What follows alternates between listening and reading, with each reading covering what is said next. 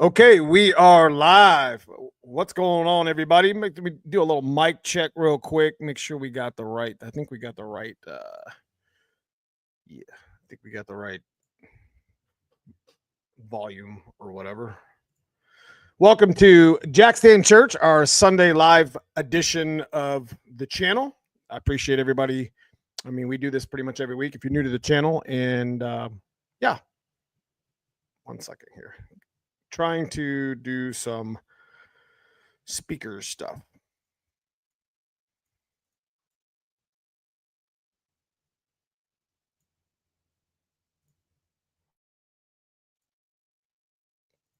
What's going on? Broken Tool, David Smith, Mark Parker, Jonathan Stickley. Big shout to my folks in Green, man. I appreciate all you guys for everything that you guys do. They are my channel members here on the channel. Check out that join button. Want to become a member for a month, a year, I don't know, 3 years. Some of those guys have been with us a long time, and I appreciate you guys all so much. So I'm trying to get some volume here. We good here? Anyways, got a lot to talk about today. Sometimes it's best that we just leave shit alone. That's the main topic of the night. We overthink everything that we do, and I'm going to use myself as an example. Now, every week that there's always something to get from the live stream. I got tech stuff going on, so if there's a tech question you guys got, maybe I can help you. There probably might be somebody in chat that can help you, regardless of how you shake it.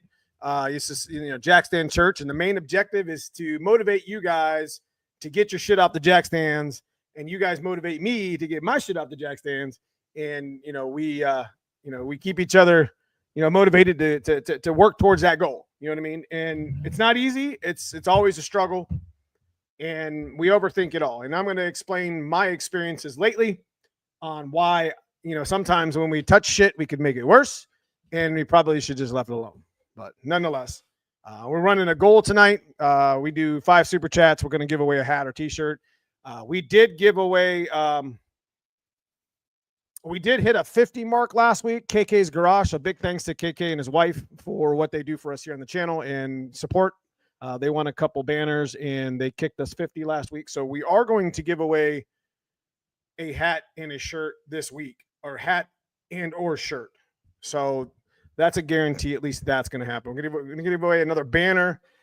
We're getting low on our banners, but we're going to give away a Hanlon banner and represent that Hanlon Motorsports, because tonight Hanlon's going to jump in the chat with us, and he's going to give away some shit. So, yeah, we got a couple things. We got a couple really cool things to stick around to chat and enjoy some of the conversation that we have. And we're just going to kill it like we normally do on a Sunday.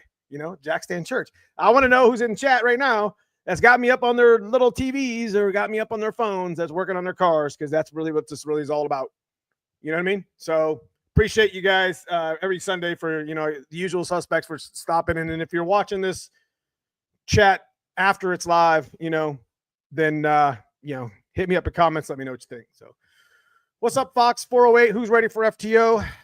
Yeah, I got a couple things before FTO, but yeah, FTO is going to be one great show for sure.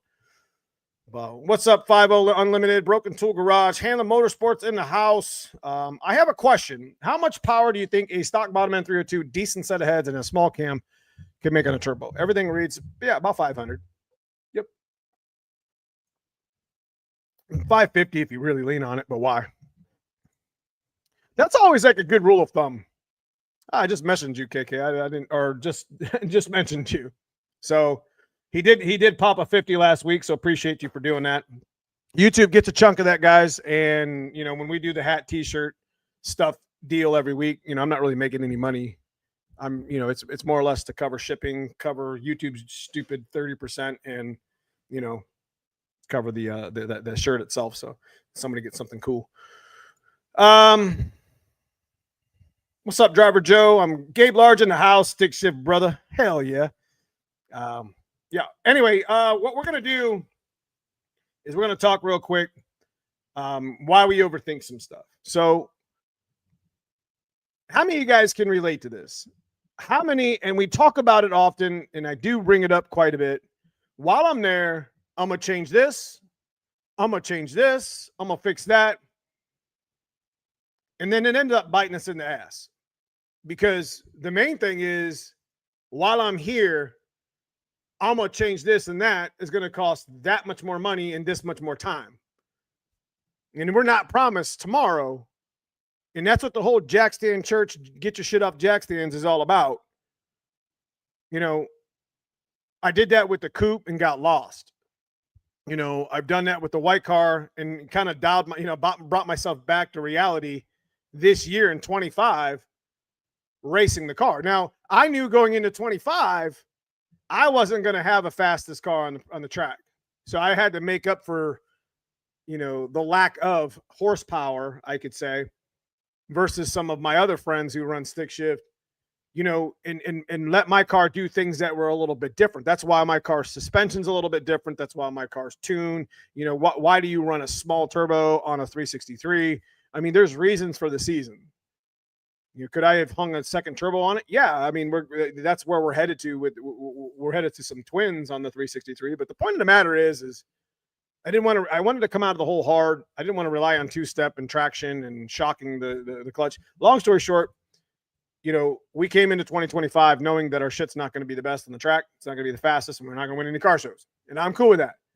You just got to build it and enjoy your car the way and this goes for life too. But the point of the matter, you just gotta go with what's in front of you.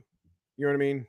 We overthink our builds so much. I've overthought more in the last month with the white car, because right now we have a Tremix point series here going on in Ohio, we have an official 5-race point series with Tremec. And yeah, we're in the lead by a half a point going into probably would be the biggest race of the season. Magnolia is the race this week, and we'll talk about it real quick. Biggest, it's going to be the last time. There's a lot of big deals going on this weekend with this race. It's not just the last time we go down Magnolia's track with that surface, which is a real true no prep surface. It doesn't even have a timing system. Like, there's going to be Chris Lane on the flag, lighting us up at the line, and it's going to be a true no prep style front half, and it's a sketchy track. You can FAFO and be in they had to put the guardrails back in because they were ready to tear the track up. But it's going to be awesome, man. It's going to be a really good time. I threw a lot of money at this. I threw $1,000 of my own money from the TKX waffle that we did about a month ago. Handling Motorsports, Stiflers, and Bunker Hill threw some money at it. But the point of the matter, it's going to be a great race. I'd be really disappointed if less than 12 cars don't show up. Like stick shift, and that's going to lead me into one of the conversations with why is racing struggling this year or even in 24. You know what I mean? We're going to talk about that too. So HLR Saloon, I appreciate the $20 super chat. And sorry, I got to go back up. Jeremiah Shoeman, man, I appreciate the $10 super chat. We're going to put that towards our little giveaways here. Thank you guys so much for being part of that. But yeah, I mean, if you're working on some shit right now in the jack stand, whatever, if you're working on some shit in the garage and you're trying to work towards it and you're listening to me, let me know what you're doing in chat, because luckily we got a couple of video. We literally have like 4 videos to edit. I keep saying that we have, we just haven't had the time. I'm always making the time for live, and I try to do at least 1 video a week. Did a couple shorts, nothing, really off the chain, but yeah, we got some things going on with that white car behind us that I'm going to catch you guys up this week. They're not going to be real super fancy videos, guys. This is not where we're at with that. I just want to catch you guys up and update where we're at with the white car. And that's why I'm kind of leading from this live stream into those videos, because we just, sometimes we just ruin shit, ruin a good thing. And then it happens in all aspects of building a car, whether you're building a Camaro or a Firebird or even a new Edge, whatever. Sometimes we could make it worse by even though it's broke, or even though it's on borrowed time, like those slicks sitting in front of me right here. It is what it is. Going into the biggest race of the season, I probably changed too many things. I'm not making any excuse, but we've been testing for the last 2 weeks since we came home from Wisconsin, and that was what, like 10 days ago. So yeah, we still got to go back to the track and mess with some shit. So, and we'll talk about them parts. But what's going on, McBride Racing? Troy Prescott in the house. HBR. Some cars just need to take needed all, like my 69 LTD, but my 94 only needs some basics. Could you please answer my question up there a little bit in chat? I can try. 30-minute job turns into 2 days and another $100, because then that 30-minute job turns into 3 hours because you stripped a bolt. Now you got to buy this because there's just, how much should I spend on a 351 Windsor build? I want something fast, definitely not over 500. I'm only 18 in a decent job. So what you're going to want to do right there, to be honest with you, is just do a copy paste of what we just did with the 393 stroker. Let me be honest with you guys. If you want to build a 351 Windsor, stock bottom end, what our friend here on the channel, what our friends here on the channel do with some of their build. I'm getting caught up. If you're looking to build a 351, let me just start over. So if you're looking to build a 351 Windsor and make like 500 wheel, you're probably going to have to go into like a stroker build. So you're going to have to go into like a 408 or a 393. You could try to build the 387 like we did, but I'm going to be honest with you. The 387 does require a little bit of machining, and I don't suggest it unless you can balance it. There definitely is some little clearancing like all over that build. It can be super budget and it will work very well. But, if you don't have experience with it and have access to stuff like that, it's probably not in your wheelhouse. 393 stroker build's a little bit different because you can do a cheaper budget crankshaft, which is, I think they're like 400 now. They used to be like 300. But, since we did the 387 build number of years ago, the crankshafts have went up just like all the other car parts. So about $400, you get a 385 crankshaft. And I use the same budget crankshaft in my 393.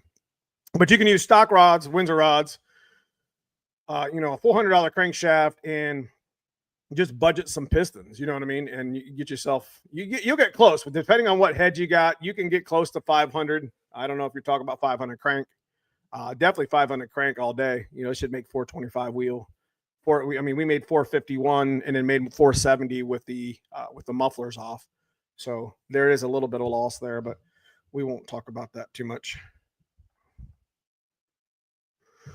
Hope I helped you figure that out. D, buy the $20 302 rebuild book. It has a good step-by-step with torque specs. That's correct. Appreciate you guys helping answer that guy's question.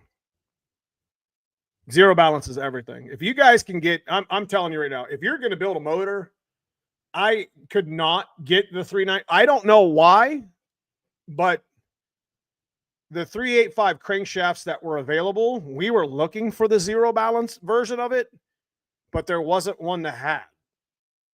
And it kind of didn't make any sense to me, because you could get the 408 version in a forged zero balance, but I couldn't get the 385 one, which is the 393 version, because the 408 is a 4-inch stroke. So in a 3.85-inch stroke is the 393. But the point of the matter is I couldn't find it. And so our 393, unfortunately, is a 20. It's the same as the 387 that we had. It's a 28-ounce imbalance. But the 363 and the old 408 that Dave Willis has now, they were zero balance. And anything we built from here on out, like our 427 zero balance, did I say that? Finally got my motor back. What's up, McBride Racing? Good to see you, brother. Time to chase the 499. Woo, that's fast, bro. What's your go-to clutch setup for a 351 powered twin disc, RXT twin discs? I'm telling you, you guys, we've been talking about, we've been with McLeod for a number of years, and I'm willing to tell you, it's worth its weight in gold to just go ahead and buy the best pedal effort clutch and the best hold aggressive clutch that you can get out of box. If you're not going to buy one like a slipper clutch or an adjustable clutch, which I don't suggest those in street driven. I mean, I don't know. I guess there's nothing wrong with them. I don't know. Maybe I don't have enough experience on the street to be talking about that. But if you're looking for just a diaphragm clutch, that's just something that you can put in and be done with it. Forget it, set it and forget it. There's no such thing as over clutching your car. You get an RXT twin that's $1,000. You wear it out, it's $500 to rebuild it. Other companies don't do that. It's $300 or $400 for a center force or a street McLeod or whatever. And once that's ruined, they suggest you just buying a new one. Whereas, buy something that's you can carry through. You buy it at a 400 wheel, right? You make 500 wheel, you make 600 wheel, you make 700 wheel. You can grow into things like that. It's the same thing with your axle. It's kind of one of them parts that it makes sense to buy once and cry once. Does that make sense? Axle parts. I mean, if you can build a 31 spline axle, cool. But like, if you plan on in the future, making some serious horsepower, like, hey, I'm going to build this 351 Windsor through 408 build, naturally aspirated, and I'm never going to shoot nitrous at it. Never say never. First of all, you can build into stuff like that, especially stick shift. Stick shift stuff is, if you go twin disc, you can't over transmission your clutch, in a stick shift car. Like, hey, get a TKX or get a T56, build a good axle, have a good twin disc clutch. I'm going to be honest with you. The McLeod RXT twin, the pedal effort on that thing is amazing. I had a friend of mine, Randy Davis, here locally, who's putting it in his 393 turbo car, which we'll put on the channel here eventually. We actually showed his build as a 302 stock bottom end build. Super cool, super good dude. He didn't believe it. Like, he sat in my black car. He didn't believe how good the pedal was. It's ridiculous. It's ridiculous. So I kind of went on my soapbox there, but Adventure Super Dave, what's going on? What's going on, Michael McCoy? Good to see you. Congratulations on your win. You and Virgil splitting the stick shift pot. Good job on you guys. He actually won small tire, which is crazy. Crazy fast. Adventures of Super Dave, we were just talking about you and your 351 no machine shop build. You got a little turbo 351 Windsor stock bottom end build he's doing. So, somebody that mentioned earlier, I want to build a 351. You can build a small turbo system, make 600 wheel on a stock bottom end 351, or just put one from the junkyard in. I mean, that's something that I've always wanted to do, is just take a junkyard 351 and just literally set it in my car and put a little baby turbo on it, like a little 76, and see what kind of power it would make it hold. But those pistons aren't very good. They're kind of heavy and they're cast, so you can't lean on it too much. I wouldn't think. Made 654 at the flywheel. Damn, that's good, baby. Yeah, man. I'm sorry. I kind of went on a tangent, bro. Blue Spur in the house. Nobody wants to lose an axle at the top of the track. Bad stuff happens. Yeah. So Mark knows that for sure. You can never. Some of the advices that I give on this live and on my channel, it's just, there's a couple of things that, guys, if you're gonna modify it and you're gonna spend buy once, cry once, just be done with it. Put a 35 spline car in a motor, behind a motor like a Coyote, or put a 35. I mean, something that will handle. Like, overbuild your. You don't want to build two axles. Maybe you don't want to buy two transmissions. Like, just buy it right, cry once, whatever. Clutches, you could change motors, you can change power adders, you can put nitrous on it, put turbo on it, put a supercharger on it. It's going to hold the power, you know what I mean? And then you could build the car around it, the torque boxes and the cage and the subframes. You guys, you see what I'm saying? Like, it's always best, instead of trying to save a couple of dollars. Fuel systems, another one. I didn't realize how bad fuel systems were, how much money they were now. It's kind of crazy. RXT has a lighter pedal feel than a single disc Extreme. That's right. And that's one of the things that I've pitched. One of the things that actually brought me to, running the RXT. That's where I started at, is because I wanted a clutch. I wanted a clutch that I knew would have a really good pedal feel. Like, I didn't want to have to feel like I didn't want to sit at a red light, act like, feel like I'm trying to work my leg out, trying to get the thing to work. You know what I mean? Because there's no precision in that. At least the McLeod one's nice because It's just, I mean, I can literally push it in with my hand, and that's, you can't do that with a clutch normally, So I talked to a boy at Southside Dragway last night. Had a junk 351 Windsor with 80 or something millimeter turbo on it. He made it to the third round small tire. He was quick. Yeah, man. What's up, OG Superfly? Good to see you. Build it right the first time. Spend the money the first time. You're correct. And that goes for even cars that don't, if you want it to make some power, just, buy it one, especially axle, transmission, clutch, converter, whatever, whatever, shifter. Just buy it once and be done with it. Don't fiddle around with it and end up having to spend money twice. You can daily the RXT and abuse it on the weekend. You can daily drive that RXT twin disc. And again, you guys know that they're a sponsor on the channel. They've been with us for a long time, whatever. I'm just trying to tell you. I mean, we got one sitting right here on the floor. Like, this one's been in our white car for about a year. We recently, and that's one of the videos we got coming up. I know it's going to probably be boring and whatever. Nobody's going to want to watch it, but there's some good stuff in there for you guys to hear and see. But we've been beating the schnout out of that diaphragm clutch, 1,000 crank plus. Yeah, it's been more than that for a year. And it's pretty whooped, but considering what it was behind and what it was doing, you would be pretty impressed for being a shelf clutch. Doing a 351 Windsor stroke 427 naturally aspirated for my Ranger. I hope to get 700 plus horsepower C4 trans. I will cry though, the build. Yeah, for sure. What's up, brother? Good to see you, Jesse, in the house. Throwing nitrous at a stock bottom in 302, I'd be opting for a 351, but the 302 was free in the TRW forged pistons. Plus, it's a little bit harder to shoehorn a 351 Windsor in a Ranger. I actually had somebody ask me in comments if they could put a 351 Windsor in a Ranger, and I honestly didn't have an idea. Clearly you can, right? Clearly. So, anyways, McLeod is where it's at. Joe's 1200 has been flawless. It's flawless for sure. Handling Motorsports deal. Yeah, I'd be chopping some trees, bro. There is no doubt in my mind that black car sounds, better than I expected with that camshaft in that build. I'm super happy with it. Hell yeah.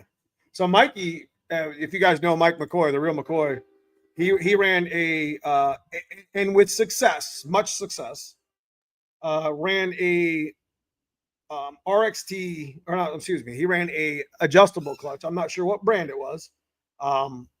Nonetheless, he recently put Garrett Leach's Tamer in, which big shot to Garrett Leach, Second Shift Racing right here.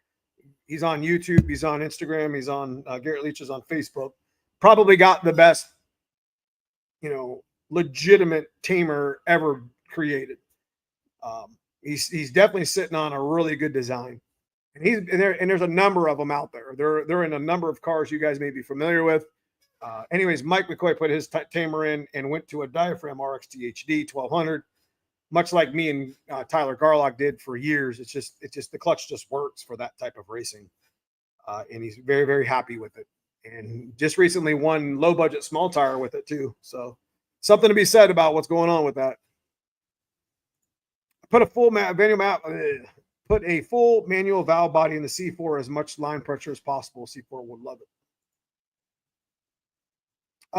You can do it. Plenty have done it. Taller deck in the Ranger.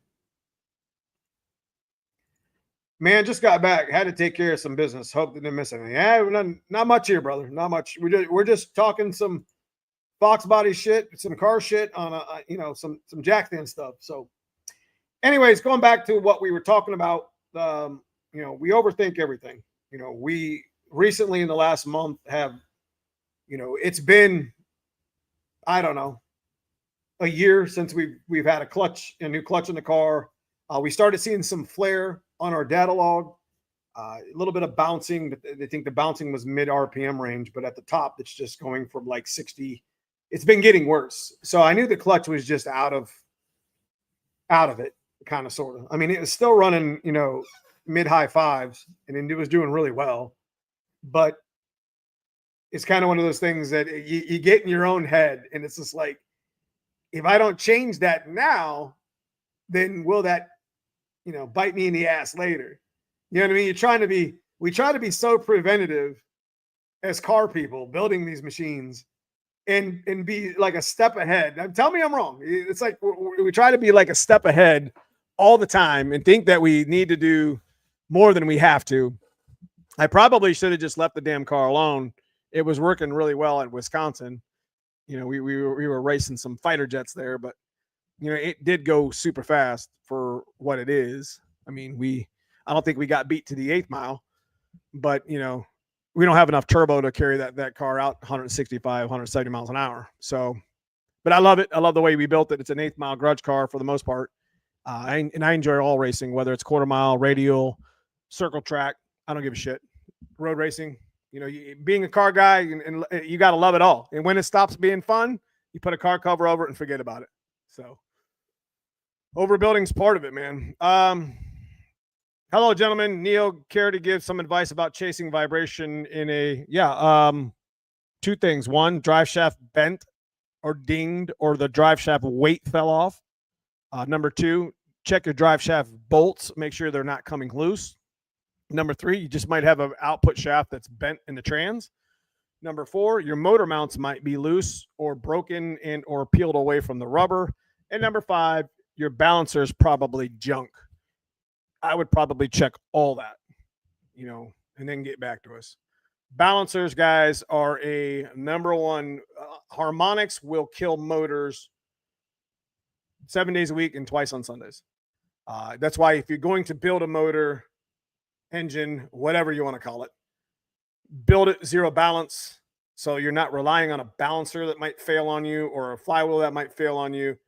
When you get in vibration, it could be the motor mounts, the transmission mounts. It could be the drive shaft's bent, the output shaft's bent.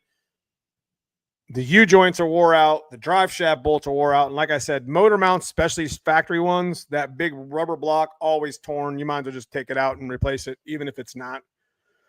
Yeah, so... we always get something, when you come on our live chat, there's always something, you know what I mean? There's always something that you're going to get something out of it. You're welcome. New aluminum drive shaft balancer. I've been chasing it for 2 months. Check your motor mounts. Even though it's a new aluminum drive shaft, it might have something in it that's not right. So if you got your old drive shaft, put the old drive shaft in and see if the vibration goes away. But so Shelby County in the house. Appreciate you. He's been a member for 43 months. I love it. So I have a membership on YouTube, and I have it on Facebook page too. If you guys want to support the channel, become a member for a month or 6 months or whatever. So it's the join button on all my videos. And I appreciate everybody for being with us for so long. I have a lot of loyal members, and I appreciate those guys. We talk a lot of stuff on the side that you don't see in normal chat or whatever. Just car stuff. I've overthought my car almost 5 years. I started doing factory rebuild. Now I have nice heads, a Torque Storm, and a Terminator X. So much left. And that's what it is. We overthink our builds. While I'm here, let's change this. While I'm here, let's spend that. And then at some point, life was going to catch up to you. Whether you have a kid, you get sick, divorce, lose your job. I mean, there's so many things that will delay the process. And that's why I try to tell people, get smiles per gallon, man. Get the car off the jack stands, enjoy it, keep it running. And if you're going to do a mod on it that's disabling it, do it in a weekend and be done with it. Because if it's more than a weekend, then you probably should wait till the summer in the South or in the winter in the North. Because if I remember correctly, the folks in the South, they don't race year round. I think June and July and August, or July and August, the tracks are shut down because it's so damn hot. So, and in the North, it's shut down even more than that. Cause we get like 6 feet of snow every damn day. Balancer aluminum drive shaft clutch. He absolutely does. And he is a big help. Hell yeah. The rabbit hole is real, man. The rabbit hole is real. Your membership is definitely worth it, man. I appreciate you, brother. I appreciate you. Lastly, anything to look for vibration wise, being that it's a 4-cylinder swap. I don't, is it got a 4-cylinder T5 in it? That's why my 84 only gets mods that takes a few hours. Big mods are for winter and weekends, 100%. That's exactly what I'm trying to tell you. If you're trying to keep the car off the jack stands, it's just best to plan it that way. Hey, I'm going to do a coil on plug eventually. Well, you know what? Not right now. We fixed our TFI issue, which is going to be in the video. I hate TFI very much. And if you guys are building a foxbody and you can manage to spring for the coil on plug, do it. Do it anyways. Do it with the motor. There is a mod there. MF Customs was the one who converted they rewired my whole Terminator X for coil on plug. You see what I mean? So there's options out there. There's companies out there that can help you if that's something you're going to do. I put the number 5 runner anyways and tried to put it in the exact location as stock. I hope it's okay. It'll be fine. Glad I kept it simple with my vert so I could enjoy in the summer. That's what I'm saying, man. You don't always have to modify your car, but there are mods for like stock cars. Like convertibles would be a convertible top. It can be the convertible trim, the sidewell trims that are messed up. That you just do mods that make sense. It makes money sense. It makes time sense. You get into building $150,000 race car. I mean, unless you're already well off, you're going to be building that for a number of years. And then tell me that you're going to be that motivated from the day you started to the day it ends, because now you've forgotten so many things about how to drive your car or be like, race your car or just enjoy it. I mean, is that part worth it? You see what I mean? You get to that end, you're like, man, I spent all this money and all this time. And it's just like, for what? I don't know. Maybe it's just me. I can't have nice shit. That's why you need 2 toys. One, and Brutal had it right, man. Brutal had it right. He bought a, what is that, a 21? And, he and I had some discussions about that, during when he was buying that. It's just, it makes sense. If I didn't have a YouTube channel like that specifically is set on fox bodies, and I didn't love them so much and drive them so much, like I probably would have a newer Mustang too. I probably have like a 23 or a 24 or even a dark horse, but for what? So I can just piddle around town, and I don't know if that's my style. You know what I mean? I guess unless I try, just not my, I like to run around with a lopey ass camshaft fox body. You know what I'm saying? I mean, we got that. I've been looking for that sound in my black car with the 600 lift camshaft, hydraulic roller, 393, nice compression stroked build for so long. And we got here, and I'm happy with it. I was happy with the 387 too. Don't get me wrong. But, I'm kind of a little bit nervous to take the black car to the track and have a little bit of fun with it. Cause shit, I don't know what it's going to do. Last time we were at the track with the black car, we blew a whole motor up and I wasn't very happy. Drive it. That's right. What's my Mustang runs S10 on stands over a year? How far can an off-shelf T56 Magnum, Liberty, or Tick take you power-wise? And when should you go to a face-plated one? Okay.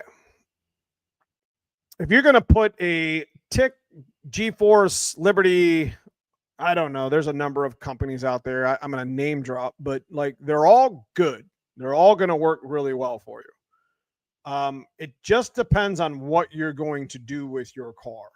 Like if it makes sense to buy a T56 Magnum, if it makes sense to buy a face-plated one, like you can drive face-plated on the track very well, obviously, but you can drive it on the street just fine. Point is why? Like my white car behind me is exactly, we race it a lot. We can drive it on the street a little bit, but it's a true street style car. It's how you want to build it. I guess what I'm saying. There's no one way or the other is better. Liberty's always been our go-to company. They're one of our sponsors with the channel. They take care of us with our faceplated stuff. There's G-Force has some stuff that they do with theirs. Obviously Tick has some stuff that they do with theirs. there's no wrong answer there. It just depends on how much money you want to spend, and it just depends on what your plans are with the car. I know that's really vague, but if you want to make 1,000 wheel, run mid fives, low eights in the quarter mile, and whatever 8th mile, then maybe a face-plated unit from one of these reputable companies is a way to go. You know what I mean? So, thanks again, Neo, for replying about the vibration. Hope it'll squares away soon, man. I hope you find it, bro.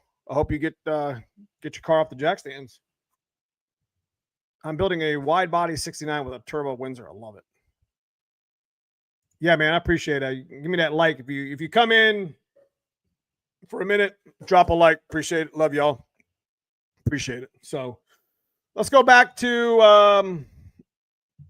Tremec stick shift points. Like I said, we're going to be in Magnolia Motorsports Park in Magnolia, Ohio this Saturday with a grip of other stick shift hitters. We got some fellas coming in from out of state, so that's going to be real fire. I mean, I'm getting a chance to race with some of my friends, and got some new people that haven't showed up this year yet, and hopefully we get some of our usual suspects to show up and and race with us and have some fun.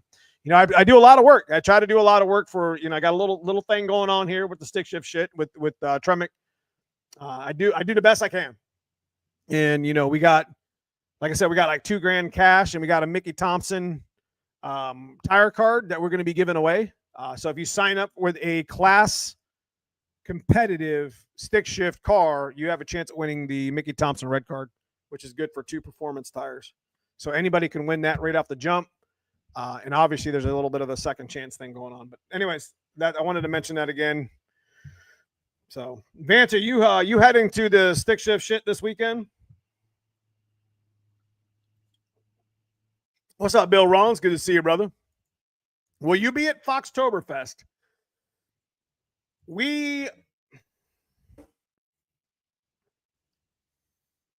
I don't want to say yes, and I don't want to say no, because right now we're not really sure what we're doing with Foxtoberfest. We had talked to Jen at Motor City Fox Fest, and I had expressed interest with Hanlon Motorsports collaborating with him at the show for various reasons.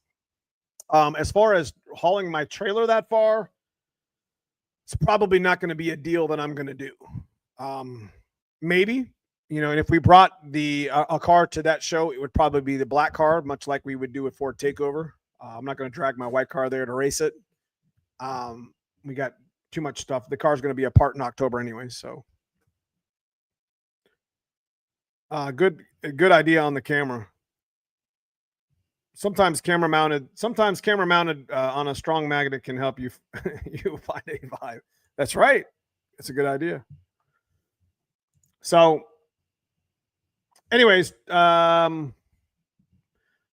go into the 393 update camshaft, and started working on the car this morning. End up finding an electrician. I'm going to try and get it diagnosed and repaired, man. I hope so, man. It's going to be some really good racing this weekend, Vance. There's a lot of money on it too. 393 stroker. We haven't really messed with the black car much. We are pulling the mufflers off. I know I promised you that video last week. And we're going to do a Flowmaster video. We're going to backtrack and do our Flowmaster video this week. And then we're getting the vibrants on. Like I said, we have to custom fit the vibrants because they're a straight through, but there's a number of them that are straight through built like vibrant. So it'll be nice because I'll be able to make attachments for these types of mufflers. It's going to be pretty cool. So we're going to be giving away the FP mufflers either next Sunday or the following. I'm not really sure. It's just going to be a pop-up giveaway, guys. You're just going to have to stay tuned. You gotta pay attention. FP gave us these mufflers to try out, and we're going to give them away to you guys here live. There's going to be just like we do with camshafts. So yeah, there's some badass mufflers and literally are brand new. So aren't the vibrants. Big thanks to Vibrant and Cassius at Vibrant. I owe them guys a video, and we got to get to it soon. Now let's go. It's yesterday. So I want to apologize to Vibrant. They do so well for us and the community themselves. We would have had that video done had we not blowed the 387 up. But does your white car have a long travel struts? We have not fox body struts on my white car, if that makes sense. I'll go over the suspension when I take it apart. when we start getting into the coupe. Guys, we're going to be hard. I'm telling you, we're going to be hard and heavy on the coupe build this winter. We're not going to be racing the white car. I say that now. Right? But it's coupe time. You know, once we're done with the point series in October, we're done like racing the white car. We need to decide. The white car needs torque boxes anyways. We bandaged them up and we managed to get through most of 25 with it. Runs really good, but we want 2 turbos. We want to run twins. We've been wanting to run a coupe for many years, and the coupe's got all the good parts in it that we've been, wanting to mess with for a long time. So it'll be exciting. I did find someone that committed to coming with me to prep pour. I can take care of that. You ain't got to worry about that. So how do we get entered into what? Frank James, I had a 96 extended cab that keeps vibrating and was the carrier while the drive shafts comes together. Used a cam to find, eventually had to get one piece of the drive shaft built. I could use a set of mufflers. I don't have any. There you go. What kind of wheel you recommend on a 29 Mickey Thompson drag racer? What kind? Wheel kind of wheel. So what kind of wheel would you recommend to run with a 29 10.5? I'm not really sure. Whatever one's affordable. The exhaust giveaway. Sorry. It's probably going to be something in the live. You know what I mean? It's either going to be a question or it's going to be, we'll just spin the wheel of destiny or something. We just give away shit, and we give away shit every week. So it's just going to be the same sort of like format. Dan, what is the largest displacement that you used on GT40Ps on? I'm planning on building another small block. I did a 357 with Ps. Guys, a stock bottom end 351 and or a 357, put GT40Ps on it. If you're trying to be budget. I think our friend, Adventures with Super Days is building a no machine shop stock bottom end turbo build. I want to say he's got P heads on it. Maybe I'm wrong. I don't know. He's probably in chat here, but maybe I'm wrong. Will coupe have relocated what? Boxes? Yeah. Coilovers? No. Possibly. We haven't really got there yet. It's one of the things we got to mess with. What's up, B Hig? Good to see you. Ontario in the house. Well, coupe have relocated rear coilovers. So we probably will put them in there. We do have AFCOs, but we might mini tub. We might mini tub just so we could run the coilovers out of reach of the wheels, because I want to run like a 12-inch wheel. I want to put a radial. I want to put a slick on a 12-inch double bead lock. And then I want to put a radial on the same wheel and have just 2 different bead locks, because I want to be able to run slick and or radial in my coupe, because we're going to make it so it's kind of a jack of all trades when it comes to racing on what pavement we're going to race on. Do you see what I'm saying? So with the bar angle that we plan on running with that car, I shouldn't have any problem locking the front end down, changing some shock settings and running a radial prep, or opening the front up, putting some travel in it and putting a slick on it. You see what I mean? And a 12-inch wide slick would be really cool. The bigger the footprint in the back of the car, the better. So the best wheel is the one you like and can afford. 100%. What he just said. So yeah, so the 393 update still runs good. We're going to want to do a Terminator X eventually, but we're going to do mufflers. We're going to focus on a couple sets of mufflers before we do anything else to the car, like retuning it or putting the Terminator X in it. Miles per gallon with that car, you guys already know. I think the Flowmaster video is going to be pretty cool because, we get a chance to hear Flowmasters in a, pretty radical little street build, and just like we did with the Max and the FP. So I'm going to do a nice little comparison. Like, it's going to get a little bit redundant, but the format of the muffler videos are for that very reason. They have a importance to our channel, so you can hear, in an extreme setting, what these mufflers sound like. So it's going to be pretty nice with vibrance and widowmakers and all that stuff. Yes, sir. Did some research, and this is why people do either. What's up, Dustin? What's up, Neil? Late to the party. That's all right. I'm not late today. I've got Skip White NKB 195 heads. Okay. Neil, what seat mounts are you using for race seats? Team Z. So Team Z has got a really nice, really lightweight, like an aluminum. I actually made a video about them.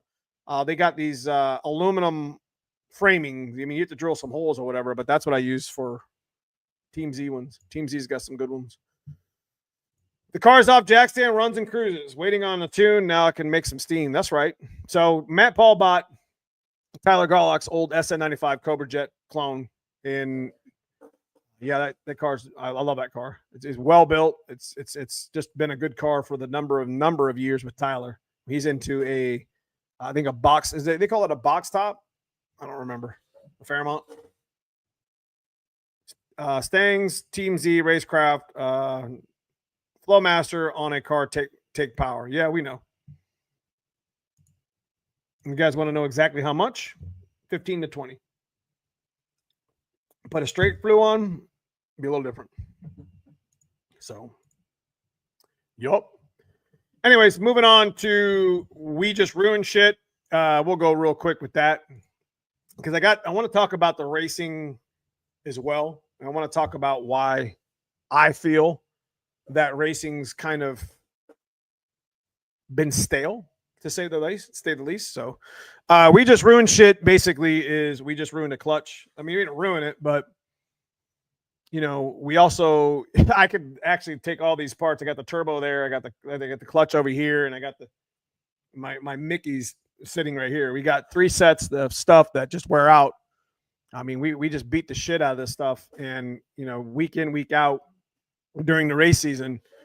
And if you're trying to build a race car, this is the life, you know, that you deal with. You know, you're constantly doing a nut bolt check to make sure that you're safe going down the track or street. You're constantly buying tires. You know, you could ruin turbos. You know, what's that smell? What's that leak? You know what I mean? You just got to stay on it. And sometimes, and this is what brings me back to what we were just talking about. Sometimes it's just, you know, changing something could mess it up. You know, you could sometimes changing parts isn't what you should do. You know, sometimes we just ruin shit and we probably should have never touched it. And you know, you kill that vibe.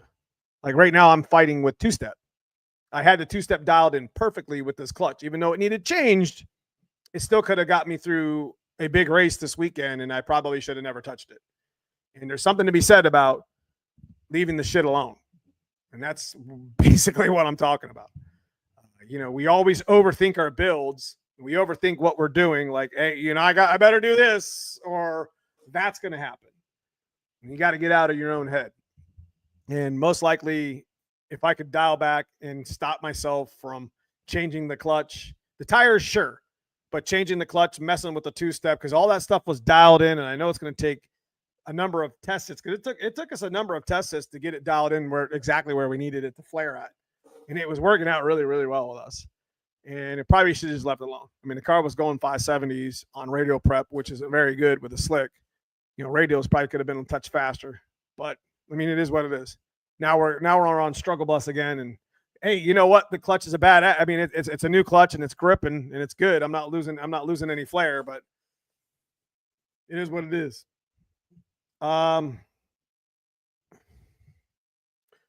What's up, Heath? Good to see you, brother. Got a chance to race with Heath back in Wisconsin. World's fastest stick shift nitrous small block. I think that's how we say it, isn't it? Got Garrett's hat on today because I was mentioning his tamer. We're going to be messing with his tamer this week. I don't think I'm going to really put that on a video because I'm not real sure. I'd like to install it and learn it a little bit before I actually get crazy with it. And plus, Garrett's probably got a list of people. I mean, if I put something on the video and, you know, it works out super well, you know, then there's going to be a whole line of stick shift people wanting to get that. But I don't know if he wants to, you know, I'll have to talk to him about it. Neo, did you say Flowmasters on a Mustangs take 15 to 20 horsepower?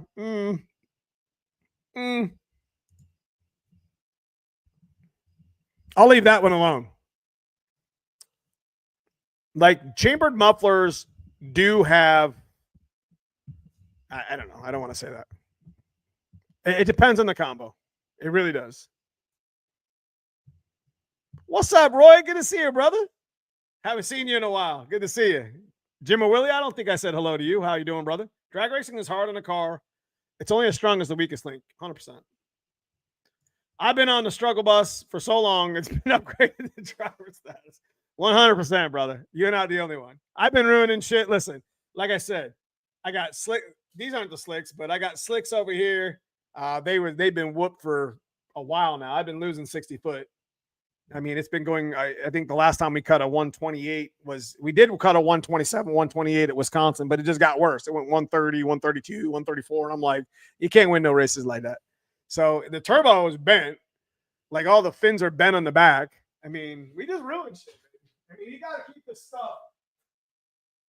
You know, you got to keep this stuff working good.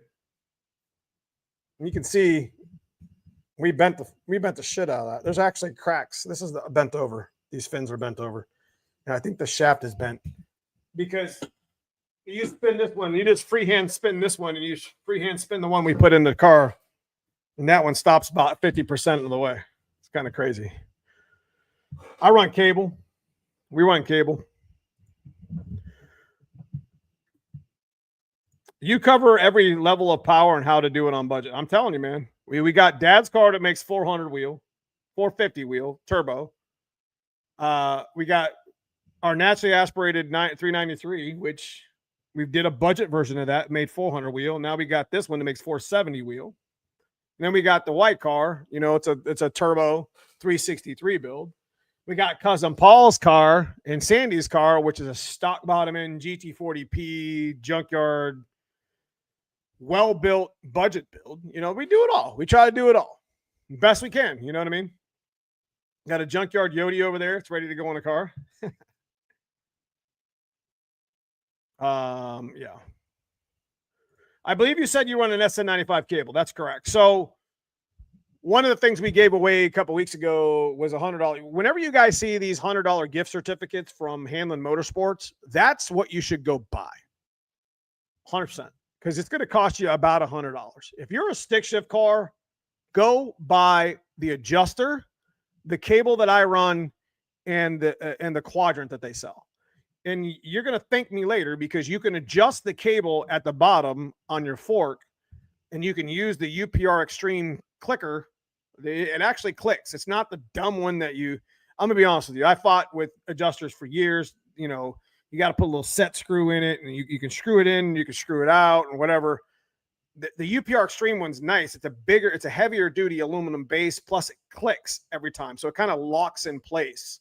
See what I mean? So I made a mark at the top at the 12 o'clock position and rotated it out 2 turns. And then I set my clutch adjustment at the bottom at my fork. So now I can take as the cable stretches over time, I can take or the clutch heats up, I can kind of fine tune the flare. So I can hot lap my car legitimately and not worry so much about the clutch. You know what I'm saying? I could take a little bit of cable out of it, put a little cable into it if it needs it, if it's cold, whatever. Is that the precision turbo that got damaged? That's correct. It got damaged just because I have so much back pressure. I'd have to say running at about 15 pounds of boost, I'm probably 40 to 1, or not 41. I'm probably 2.5 to 1. Like it's supposed to be a 1 to 1's the ideal for back pressure on a turbo, but you can get away with 1.5 ish, closer to 2 ish, depending on your hot side. It's just, I run it that way because the car comes out of the hole really hard. It runs almost like a nitrous car, but its tongue's hanging out about 600 feet. So it's what happens in the quarter mile. But I mean, it is what it is. We're going to hang a second turbo on it eventually. So we run some shit around here, but you know what? That's just part of racing, baby. The AR on the exhaust housing is 127. AGP, our friend Ben over at AGP Turbo, remember that name. AGP Turbo is one of the turbos that we have here on the channel. But the exhaust housing, he makes exhaust housing like custom ones for all the famous turbos. Like the 76, 75 that we ran for all these years, he made the custom large exhaust housings for that. So he's got a 127 open T4 I think he's even got like a T6 or something for that. I don't remember. But that's good. It doesn't really matter. It's still a small wheel. So I have an 8080 over there with a big exhaust housing that I can mess with, but I just want to hang a second turbo, to be honest with you. Anyway, moving on. I want to get into not packing the stands. What do you guys think? And this goes for just car stuff in general. What do you guys think the whole issue is with racing? Why isn't racing packing the stands? Why isn't car shows packing the parking lot? And this is definitely a conversation that I want to run like on a video and just, maybe just talk and see what people think in chat. In 2025, I think it's just, there's just so much going on. I don't know.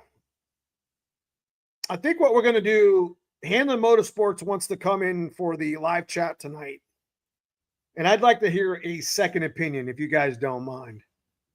And maybe go back and forth with Andrew a little bit and chat here. I want to hear what you guys have to say.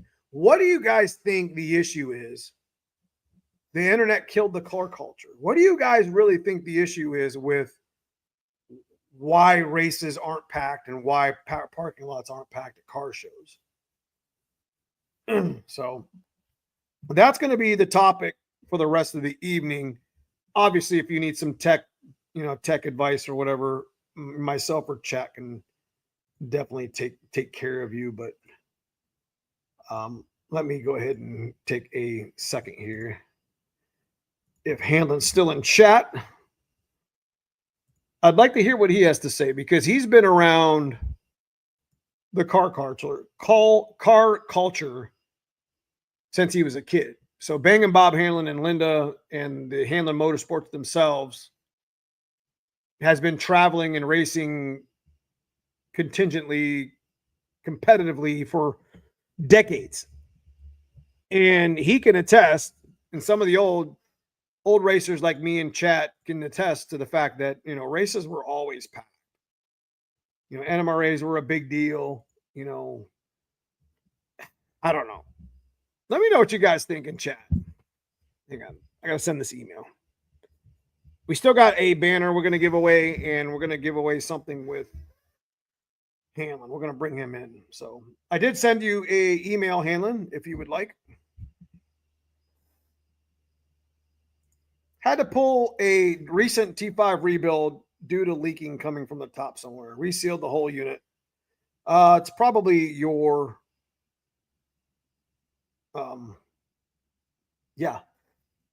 vacuum. Younger generation isn't into it. And is that our fault? Is it our fault because we didn't take the time to maybe teach them how to change a tire or tune a carburetor? You think it's money? Define money. Money that draws people in to race. Car shows especially don't get promoted very well at all. Then you have races scheduled on top of each other for each weekend. I agree with that. The car culture has gotten older and literally dying off. Now, is it dying off because we as baby boomers, Generation X, and some millennium, because I think a majority of my channel's analytic falls in that category. A majority of my 95% of my audience is between the ages of like 36 and like 50 plus. And the majority of them is Gen Z. And is it because we didn't teach the car culture good enough? Or we assumed that they would just follow suit, with technology? It's a hard conversation, but hard conversations are good. The kids have been glued to their phone screen so long that they don't care about anything else really anymore. I agree with that. And this is where I want to, and this is where I tell my son, I'm like, listen, you don't see the 1,000 hours it took for that person to build their car. You just see the 15 seconds of how pretty it is and how cool their burnout is and how fast it is. But there's 1,000 hours, and God only knows how much money spent to make all that happen. Propaganda, single mothers, lack of generation, having no desire to drive a car, social media. Everyone thinks they need a $200,000 car and have to win to go to a show. It isn't about the car anymore. It's about the clout. I'm 100% on top of that, because to me, I go to, I drove all the way to Wisconsin and spent so much money to go enjoy a race. I knew I wasn't going to win. Like, I didn't think did I have a chance? Sure. But my car was fast enough to go into the outlaw class at the bottom of it out of 16 cars. And I wasn't going to let up. If that's where we fell, that's where we fell. But nonetheless, I went for the experience, and I got a chance to be with my son and spend some family time. And, I think maybe there's just too much winning going on. Like, people have to win. Winning to me is going to a race and coming home with a car that's not broken and having to spend a bunch of money on it to fix it, on top of the thousands of dollars it took me to get there and back. To me, winning was going with my son, him having a great time in experiencing the car culture that we're part of, and being able to be part of my successes and or losses. Failing and losing, racing, whether it's racing or just in life in general, is what makes success happen. Without losing and without failing a lot, you can't win. So I don't know. I'm just getting real with y'all now. Just the way it is. I mean, failing and losing is fuel for the success that you get in life. Whether it be with building your car, racing your car showing your car, whatever it need be, whether you're lifting weights, you're trying to, achieve something above and beyond. And that's what makes it. So I think that's a lot of things of like the way social media is, and, because it's 15 seconds of this, 15 seconds of that, 15 seconds of this. And I'm not knocking social media, because we're obviously on it. But you're not seeing the failures. You're not seeing the thousands of hours and money and time and family. You see what I mean? I don't know. Where did we go wrong? Would you consider a 185 too small for a 393? Nope. Just make sure that 64cc is a good one. A lot of it is money. You got to pay to race or show your car. And what if you're not a front runner? What do you have to gain from it? I love car shows and races I go to. Lots of great people. 100%. My honest opinion is you got to love the genre without gaining something from it. You got to be able to go out there and race. You got to be able to go out there and enjoy their car. You got to be able to go out there and lose, whether it's at a car show. How about just getting in the car and enjoying it? And then when it's not fun, you put a car cover over it and you forget about it for a while. There's too much winning. There's too much losing. People complaining that they lost or whatever. It's just, I think, where did we go wrong? Like, why aren't races packing the stands, man? That shit's a crazy experience. If you've ever been to a true no prep track and been to a true no prep race, to each their own, but I really enjoy driving my car through a crowd with everybody betting on one lane or the other, because that's kind of a little extra motivation to make sure that, your car gets down the track first. I guess until you experience it, you wouldn't know what I'm talking about. And at first, it was kind of a shock for me. Like, damn, these guys are betting against me. I'm going to show them whether I do or not. It is what it is. I think it has to do with older generation leaving us, and the younger generation didn't get to spend time working on the cars because they stare at their electronics.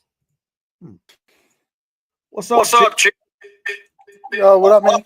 I think you got a I got echo. Oh no. I agree with. I think that helps. Is that any better? Can you hear me? I can hear you perfect. Yeah, I'm pretty sure you're self-talking. I don't know why. Yeah? Yeah. I mean, I can hear you perfect. I can just turn the TV off just to make sure. You have it on. Mm-hmm. You know what? Go into the mute it. You guys hear the level? Yeah, there's an echo. Let me try locking it out. All right, we'll try it. Cell phone prison for younger generation.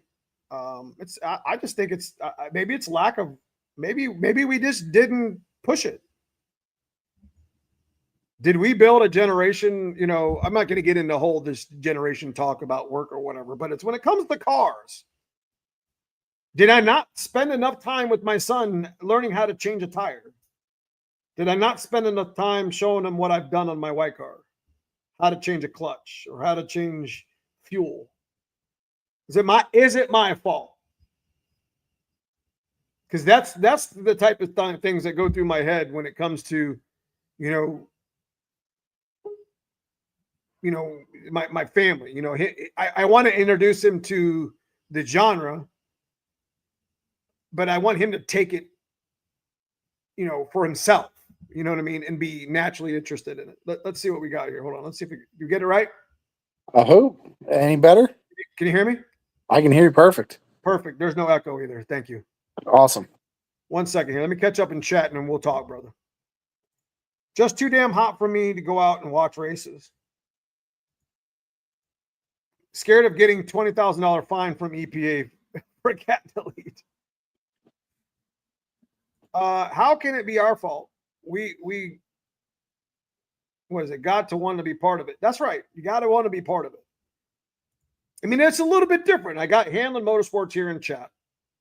And right here, we brought him in. This is a good time to bring him in because if there's anybody that learned from his dad and the experiences he had, like, is it lack of experience that we weren't, like, I'm not spending enough time teaching the car genre to my son, and I'm not speaking for the masses. I'm just, they're not interested. I don't know, man. There's a lot of reasons I think of why, car shows, races, everything is kind of dying out. I think the biggest reason is, and not to make this sound, wrong, but car guys are kind of stubborn, meaning meaning you like what you like, right? So like, obviously I'm into Mustangs and I'm not really a big import fan, right? But someone else is big into imports and maybe not be into Mustangs. So I think our biggest downfall is a lot of us are just not accepting, instead of just saying, hey, we're all car people and come together. It's, oh, he drives a Honda Civic, you know what I mean? And, it is what it is. And, I don't know, man. I feel like we're kind of like our own worst enemy in a way. Yeah. And I agree with that. And there's one thing I wanted to say.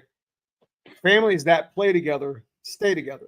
Right. And I have been recently, like this weekend at Magnolia's, you're going to see my son and his girlfriend and my daughter. Mm-hmm.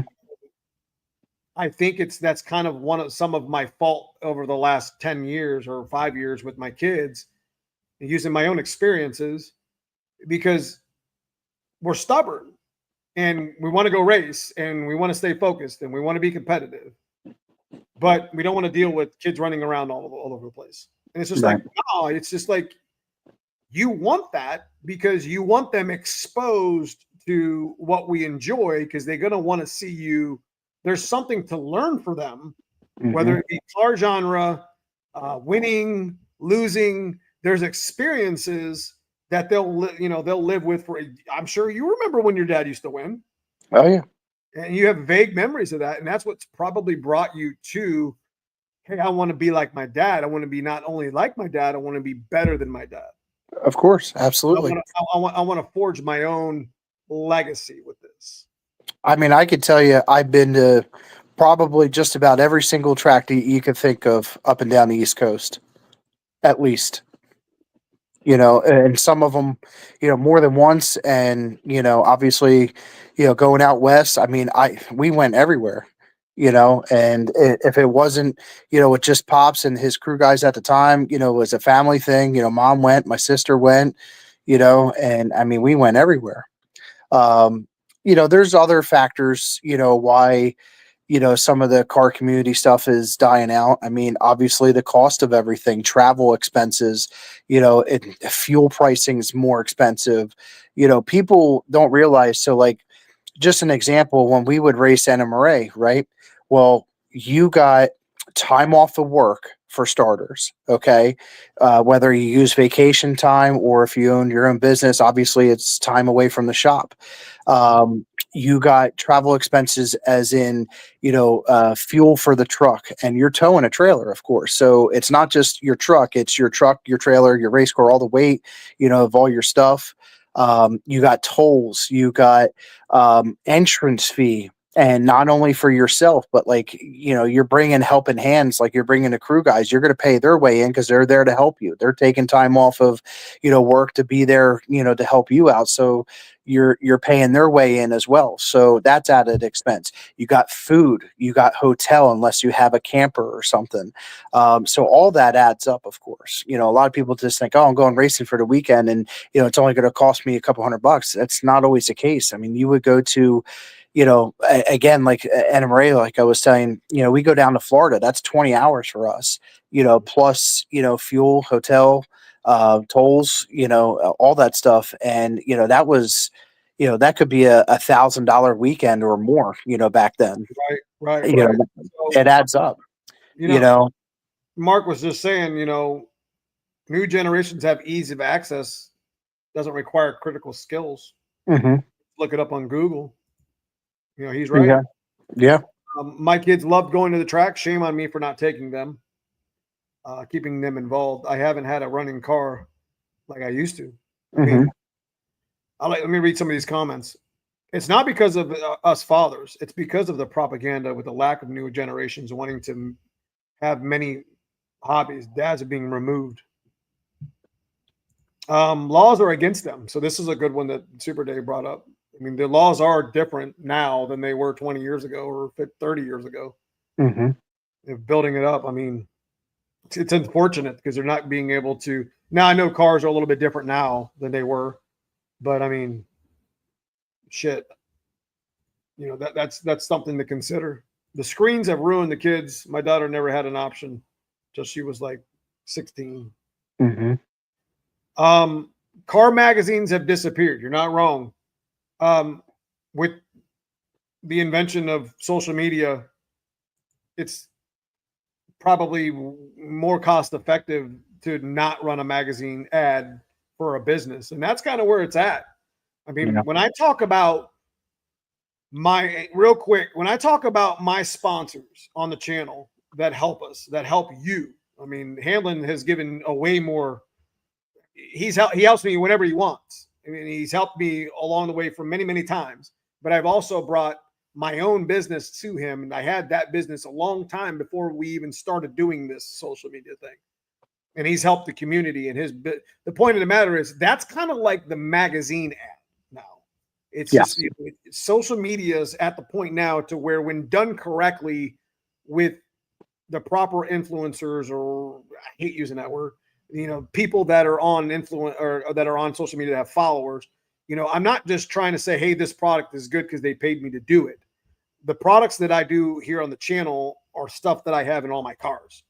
Right. I wouldn't have them in my cars trying to make 1,000 horsepower or 500 wheel NA and them not be efficient. Like, I've turned down a lot of collaboration with a lot of other companies that I'm just not interested in their product. And it's not that it wasn't good.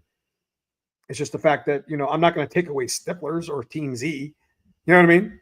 Mhm. Crazy. It's some of the best stuff on the market.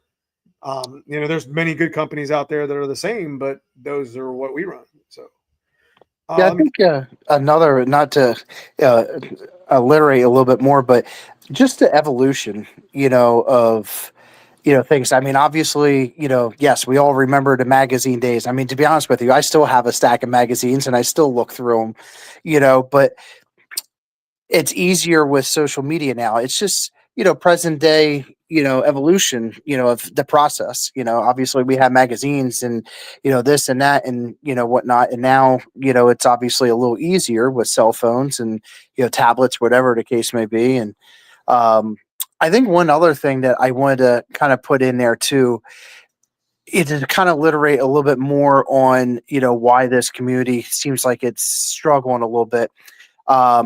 Again, obviously, I said we're kind of our own worst enemy, but I mean, I'm guilty of this myself, right? So if I'm not racing, I'm not at the track. So that's my fault. Like I should feel, and I should take my boys, for instance, to a Friday night test and tune. Still support your track, even though you're not racing. Take your family and go have a test and tune night, and just go and watch. Support the track. So go have dinner there. You know what I mean? Keep the tracks going. That's something. Let me interrupt you real quick. Let me catch up on a little bit of chat because it's kind of blowing up here, and we'll come back to what you were saying. Fun cars are expensive, hard for younger crowd to get into them. I agree with that. KK said the last couple of months, been going to the best, go out. You're going to be the best to go out and watch races. You're 100% correct. Here's a good comment. They should run stick races on a pro dial format. That way everybody has a shot at winning. Here's what's changing in stick shift. Just so you guys know. What you're starting to see now is a lot of split classes. And I'm going to bring this up really quick. You guys need to pay attention. If you want, stick shift is a niche class, niche, whatever you want to call it. It's still a big class, but there's a lot of people hiding in the bushes because they don't want to go to a stick shift race because so-and-so is showing up or that person's showing up or whatever. So what they're starting to do now, and it's actually smart. I got the idea from FL2K, but I haven't ran that type of race yet. And the first kind of Tremic official race of this format is going to be at the end of September. So it's a big deal. And you're going to want to pay attention because for the first time in 5 years, Tremic is going to give away a TKX. They did it for Ford Takeover, but they're going to give away a transmission and $1,000 to the winner of the pro class. And they're going to split the field. From what I understand, they're going to split the field at 10-0. So the 10-0 class is going to win a $1,500 clutch certificate and $1,000 cash. So there's a reason for slower stick shift cars, or I wouldn't say slower, but maybe not as advanced. You see what I mean? So that makes sense. That's coming around. That's coming around. Let me catch up real quick. I'm sorry, Hanlon. No, you're good. This is a really good comment from our friend Gabe. Winning to me is being able to be with friends and family at the racetrack and doing what we love. 100%. It's not about winning. Winning actual in the winner's circle is huge for a program, but that just means that that day you had your shit right and somebody else didn't. And that's always just the plus. That's the plus one. That's the bonus. That's what we all want. But there's something to win in failing and losing. You go home, you get better, you get faster. Try not to overthink your build. But it just, next time you come out, you got to be, you know what I mean? Yep. Got to be a little bit better. But that's the only way I would. If you won all the time, it would be boring. Heath, I drove 1,000 miles to be a whole second slower than most of the guys at that race. It's, and that tells you right there, even our friend Heath Maxwell with Real Teal, who is the fastest, like his car is stupid fast. If you've seen it in person, it's fun to watch. He lights the candles underneath that shit every pass. The car's up on 2 wheels, 3/4 of the way down the track. But, we were racing fighter jets. And to be honest with you, Real Teal was really on the cusp of being in the street class because there was just that many people at Wisconsin. But the point of the matter is he drove 1,000 miles. You know, I drove 700 miles. There's a lot of people that drove long distances to be at the race in Wisconsin. Why? Because we enjoyed the experiences and we knew there would be good competition there to enjoy and race with. So Yeah. Guys like us need to get cars out and cruise them. That's the whole getting shit up the jack stands theory. Yep. Neo, the guys, them country, they go to the dyno looking for 1,000 horsepower, then race against the clock and don't race each other. I agree. Oh, so many good comments, guys. I'm sorry if I miss it. Let me just catch up real quick. I'm sorry. Echo. Wow, I'm not that far behind. When I'm on Restream, I have close. Okay. My dad isn't a car at all. Kids don't find the joy in building. That's a good one. Something with their hands, they want instant gratification. Absolutely. Delayed gratification is definitely an issue because, you know, life was a lot slower than, 20 years ago for us. You know what I mean?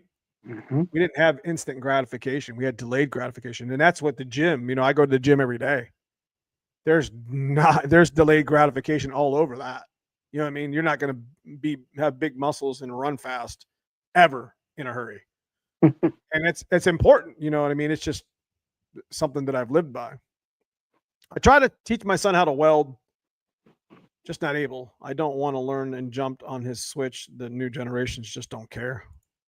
I just don't understand. Youth sports have pushed like professional sports. I'm telling you, man. I coached youth sports for 7 years. And one of the main reasons why I quit coaching youth sports is because the parents are just obnoxious. I mean, sit down. Let me coach. I mean, Right. I did play D1 football. I kind of know what I'm doing. I kind of might not have been a superstar, but I know, I mean, it is what it is. It is what it is. I'm in the process of learning Hondas. I remember when Andrew's dad used to win. Cool to see him making passes again. I agree with that. What's up, Jim Hilt? Good to see you. Bob Brown in the house. I'm sorry if I'm just now catching up real quick, guys. 500 to 800 a weekend when I raced motocross. You get it, bro. And that was 30 years ago, Jim. That's what he just said. Same here. I got a mountain of Mustangs, Mustang magazines. I look through them time to time. Mm-hmm. Not a fan of the Cletus style content, but he puts money back into the sport. I agree. A lot of the guys that we follow are like that. They put money right back into it. I ruined a set of tires with a twin turbo F100 yesterday, taking my kids up and down the roads. I love it, dude. I love it. That's awesome right there. They're going to remember that forever. Automakers make fewer versions of cars in the 80s and 90s. Ford Mustangs. Every day you get to see your friends and family is a win. I agree. Easy. 1000%. Winner's circle picks with friends are awesome, and they have to be earned. And I think we're down to the bottom. It's our passions. Winning would be a plus. Most of us consider our racing friends at track. So that's exactly, going back into what we were just talking about. It wasn't all about what was your favorite part of the weekend when you went and raced with your dad? Just getting to spend time with him, to be honest, and learning, what he was teaching. Seriously. I mean, he's obviously you hit the nail on the head right there. You couldn't have came in stronger, bro. Go ahead.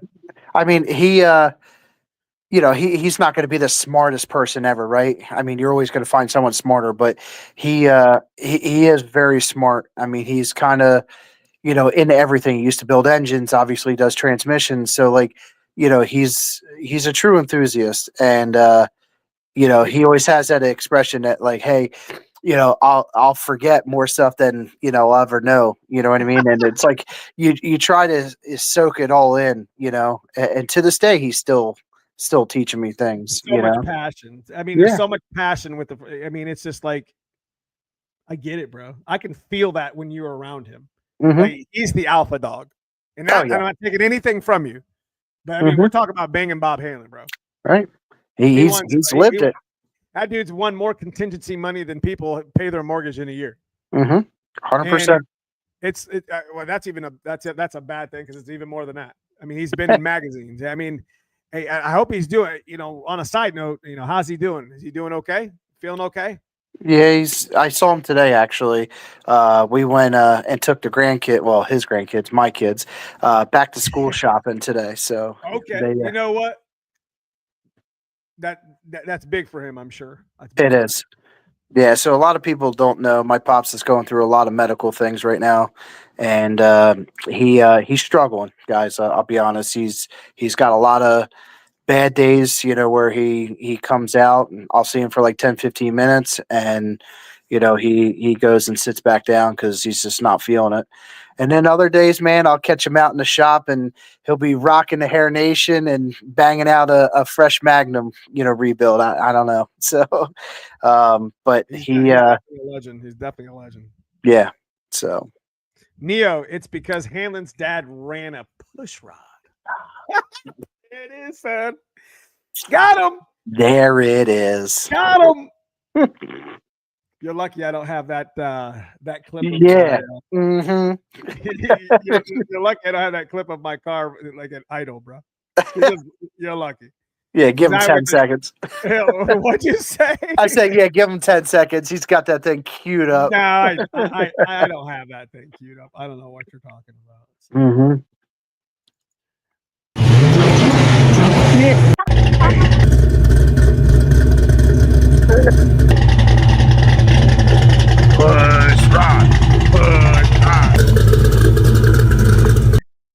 Sounds slow. I'm just kidding. You ain't lying, brother. Prayers for your pops, 100%, guys. Please give an opportunity to keep Bob in your prayers, and Linda. Roy, I appreciate the $10 super chat. I appreciate these types of chat. Yeah, man. Family first, time, money, budget, all of it. Family's everything, man. Where is the black car shopping video? Oh, I just put yeah. So over 30 years here. What do you say? Sounds slow. Looks bad. 30 over here. Just saying, trying to learn foxes. I agree, man. That's cool. Always family first. Always family first. So we do have. This is a really, really good conversation. It's kind of one of those things that I'm going to have to revisit. Mm-hmm. Unfortunately, I don't want to keep people on too long. We'll talk about it here in a little bit, but we got a couple of really cool things to give away to these people. Oh yeah, we're gonna give away your banner tonight, and then you're gonna give away something. I'm actually gonna do a hat, and I'm gonna do a hat and or shirt too. I mean, we're about an hour and a half in, and maybe we'll just save that for next week. I don't know. Maybe we can do 3 giveaways really quick. I don't know. Whatever you want to do. Just don't put me on the spot for no trivia shit. Well, one of them is going to have to be trivia. Here we go. Which one? Let's do the banner with trivia. Let's do the banner with trivia. Something you can't Google, bro.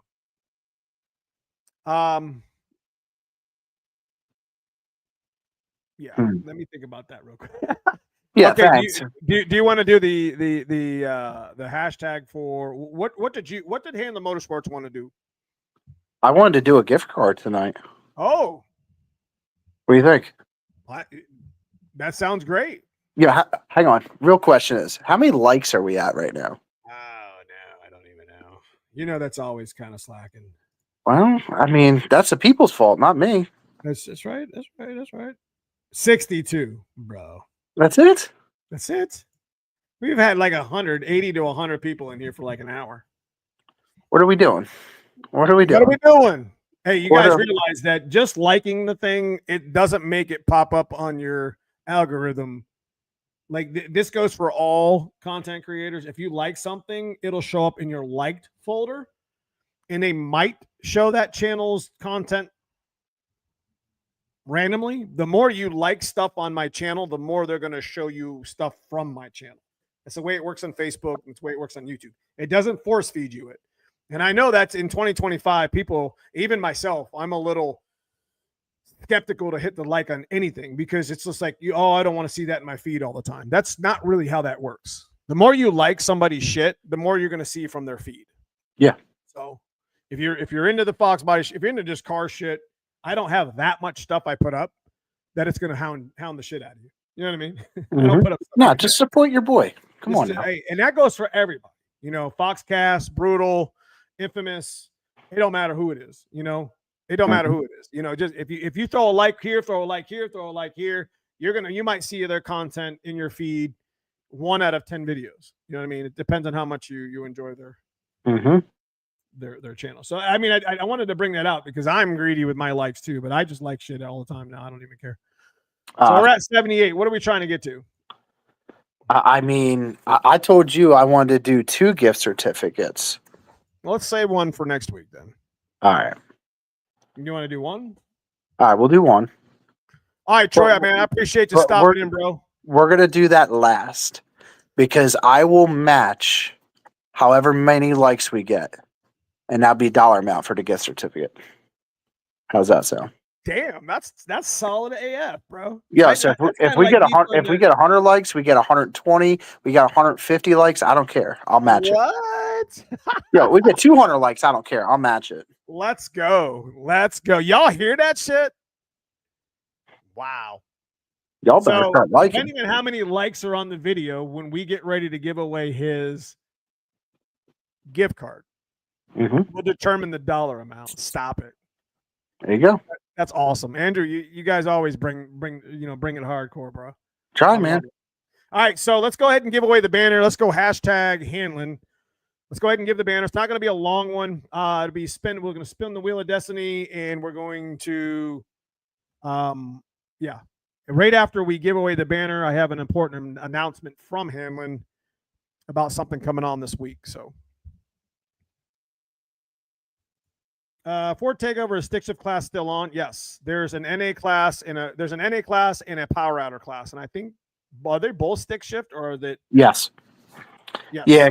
Get with Jacob Lamb. If you go on Foxcast's FTO page, Jacob Lamb's on there. He just reach out to him, lock in. Yep. So, I think there's sorry to interrupt. I think there's like 22 or 23. Last time I talked to Jacob, which it was like the other day, I think there was 22 or 23 cars signed up for Power Outer, and I think 12 or 13 signed up for the NA class so far. Crazy good. So we got a couple announcements after we give away this banner from Hanlon Motorsports too. One here I got, and one I'm going to pitch as well. So, this is the Shop Swag. Big thanks to Hanlon. They gave us a whole box, and this is probably one of the 20 that we've given away. So it's a 6 Shop Swag. It's kind of our staple for our live stream. We've been doing for a number of years, and we've probably given away 100 banners by now, I would imagine. 60, 70, 75. I know. I better order some more. Yeah. I told Mike Kidd at Tremick that I'm going to need some more, and I think he just got some in. And I was hoping to get some Stifler's ones and change it up a little bit, but I forgot. Speaking of banners, I'm going to see you this weekend. Yeah. So. And I got a bunch of stuff for you. Oh no. Is that good? Yeah, good stuff. I got a bunch of banners. They're not my banners, of course, but I have. That's right. I forgot about that. Yeah. So big shout to Andrew. He gave me a bunch. He's going to be giving us a stack of banners that he's had, and we're just going to give them away here on the live, bro. So I think I got it. Like Mickey Thompson. I like that one. Mickey Thompson does a lot for us. I think there's Ram. There's Mickey Thompson. I think there's a McLeod one in there because I have like 3 or 4 of them for some reason. I don't know how I got so many of them. I think there might be a Stifler's one in there too, because I have a bunch of them too. I think there might be a Ron Francis in there. Yeah, Ron Francis on my car. That's awesome. Okay. Yeah, right, I got a few. We're gonna start from the top. Oh, that's a lot. Chat needs to be bigger. Here we go. I'm gonna spin it down and up and down and up. Did I get one yet? Yeah. Box drop. Congratulations. Ooh, nice. Where's that? Yeah. Congratulations, Foxdrop. I signed the banner. So Neomustangs@hotmail.com. send me the email, send me a picture of your car, what you're building, and your address, and I will get this out to you. I'm usually pretty good about sending my banners out pretty fast. I'm pretty terrible about sending camshafts out. You can ask Gunnar Smith about that. It's getting right there. I swear to God, I'll show you. It ain't gone nowhere. Bro, you said that last week. I also said I was going to put 2 videos out last week, and I didn't, so I'm calling myself out. Yeah, it's all good. Hey, man, you're busy. I get it. Why is that one? Chester Hall. Why did Chester Hall come up? I think I clicked wrong. Congratulations, Fox Drop. Hail to the yeah. Okay, so we got 2 more things to give away before we head out. One thing I wanted to talk about, and I think this is Bob. We talked about the 3650. I've been wanting to show this card every time because they do so much for us, but Hangin Motorsport's pretty exclusive about building a 3650, and this could be an option for you folks that are running around 900 wheel.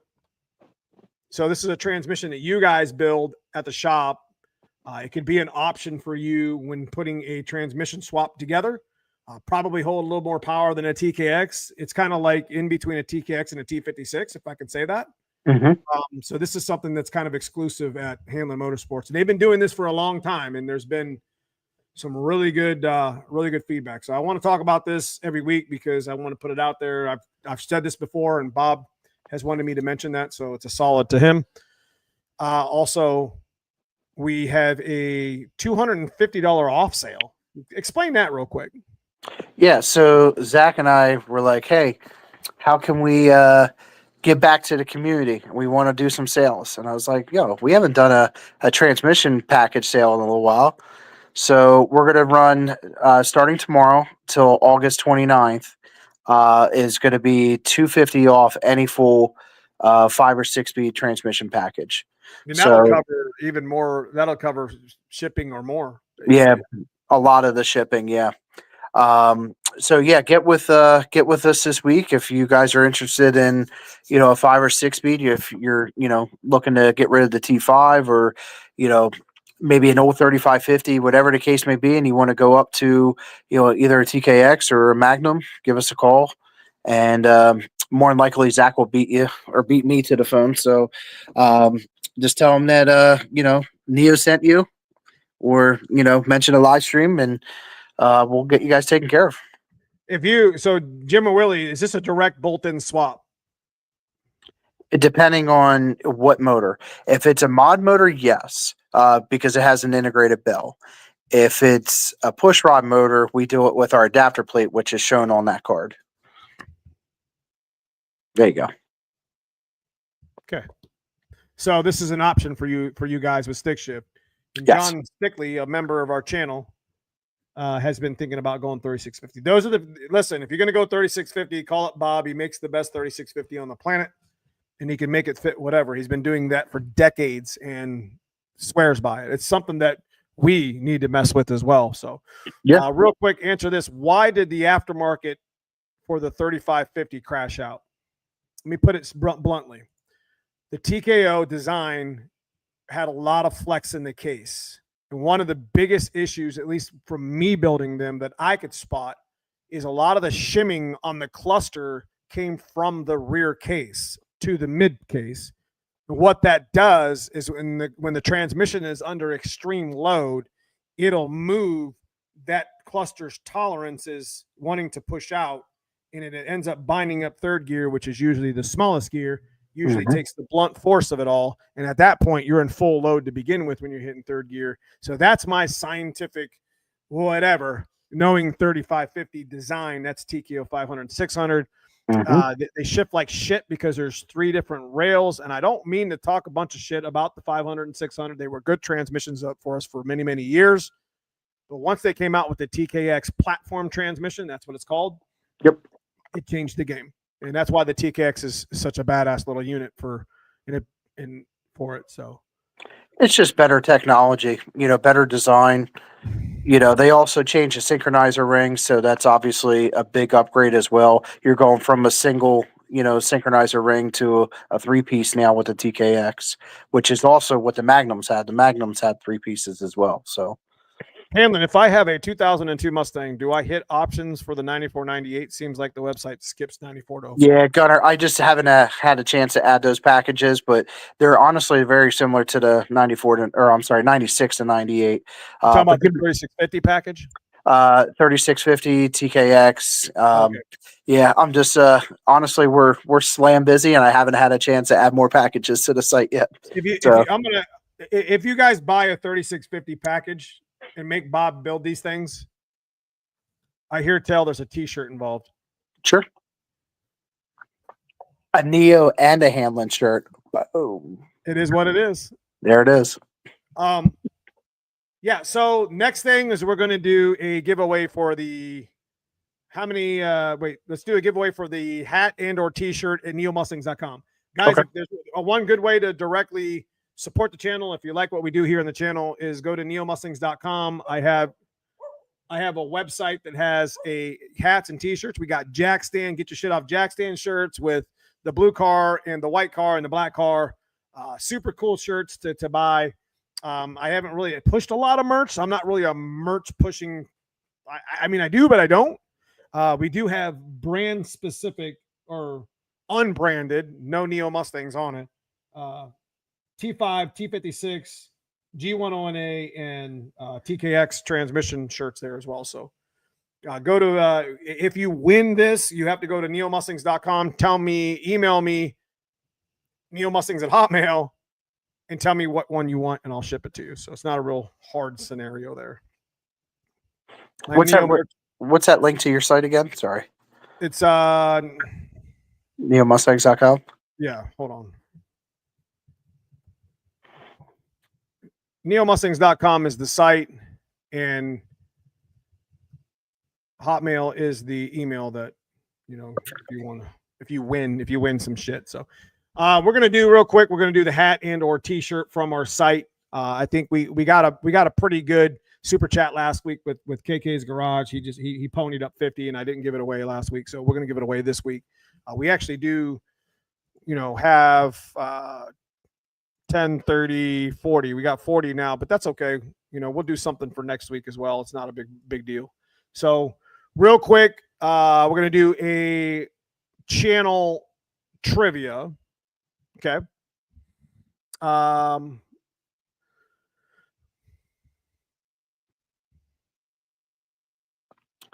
Channel trivia.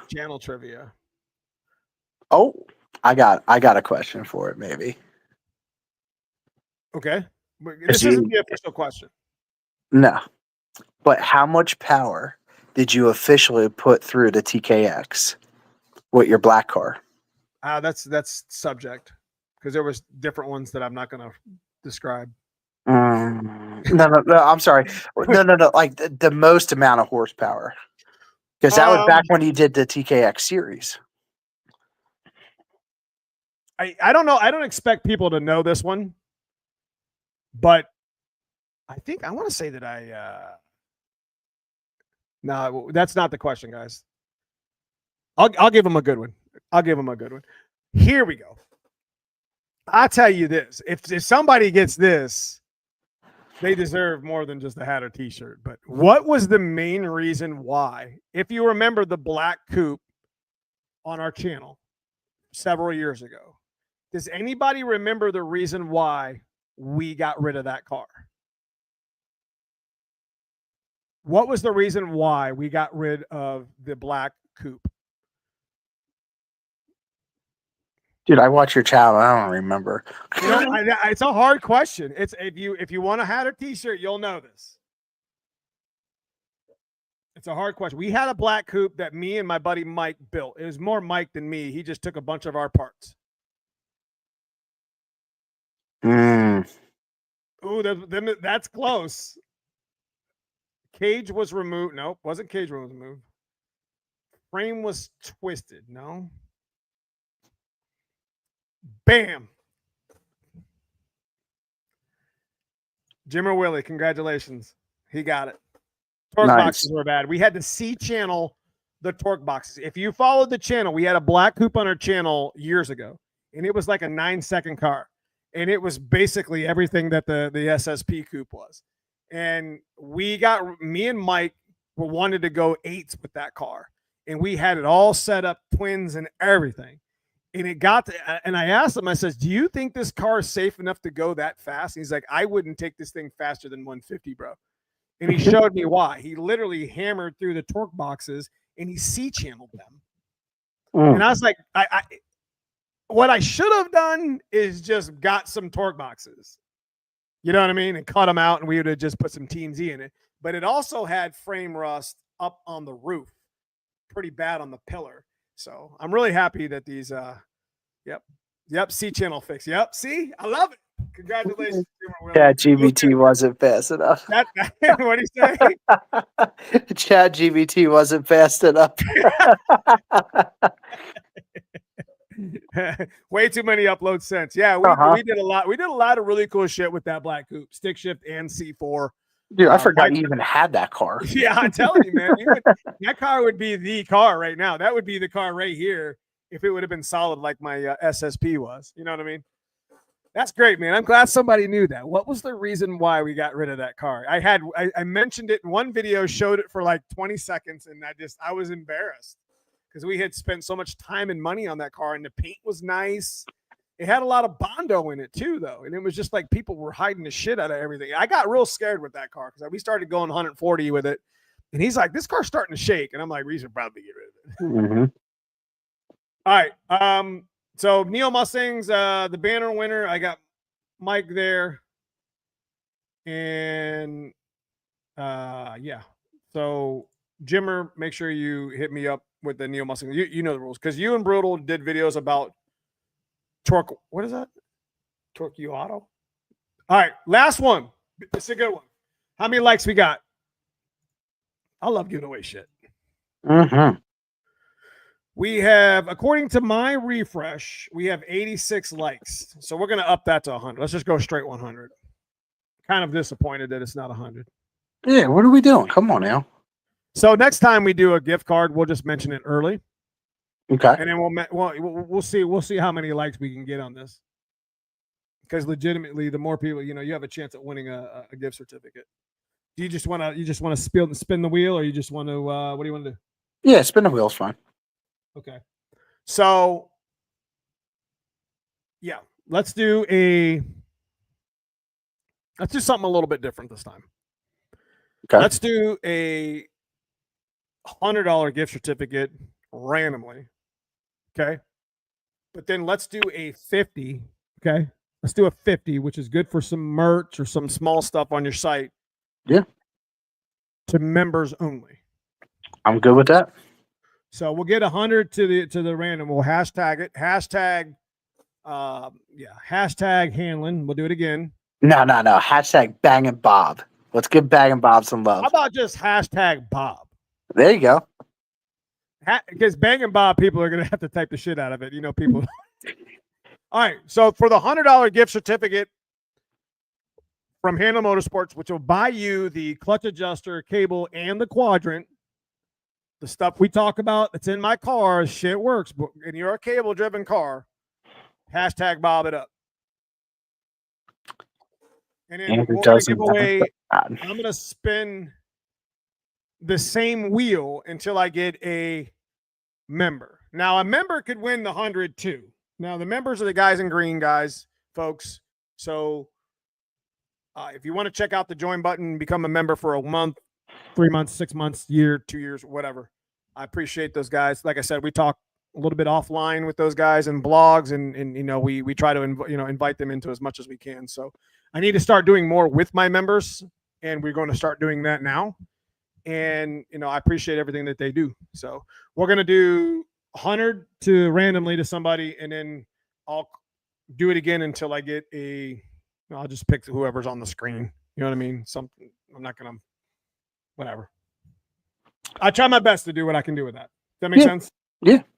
Guys, it's kind of hard to just randomly pick some shit. I need to make this a little bit easier, but it's never going to happen that way. So, Anyways, I want to try to cut this under 2 hours because I like to do AI generated clips from this. You know what I'm talking about? Where AI will go in and cut stuff, really good information out of this that I can put up on the Nizet. So, yo, white car looking fresh back there, baby. Yeah, baby. I mean, it's dirty. She dirty. All right. Well, I'm pit crew this weekend for you. All right. Well, you should just bring that car out and enjoy it. I know. Probably not going to happen though. What do we have coming up? I have like 3 videos to edit, by the way. We're going to show you what initially happened at the track. We're going to show you what led to the turbo, and then we're going to show you how we fixed the distributor, the turbo, and of course, we got a clutch video there. So, guys, I would appreciate you spending at least 30 seconds on the video when you watch it. I know it's not going to be super fancy like a muffler video or a cool driving down the street video like I want to do, but we'll get there with the Flowmasters because we got the King of the Flowmaster video coming. That's exactly what I'm going to call it. Kings of the Flowmaster.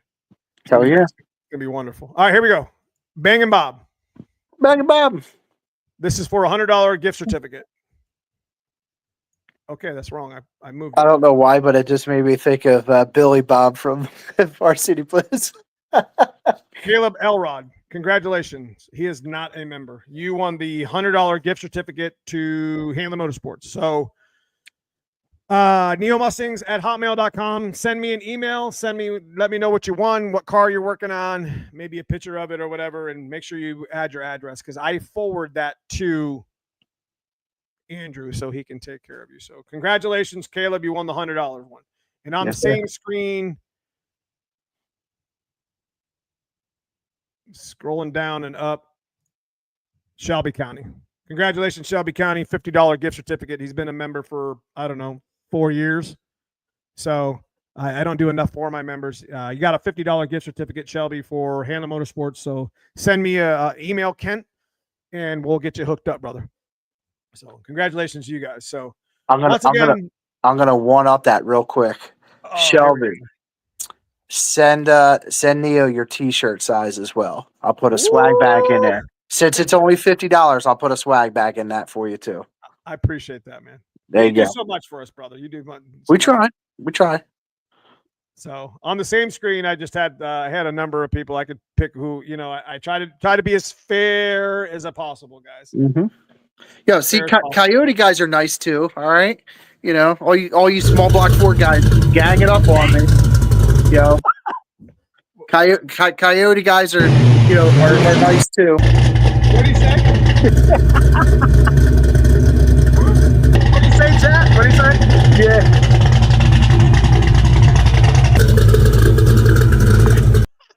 I will always have that queued up. Have that loaded for you when you come in my chat. Come on.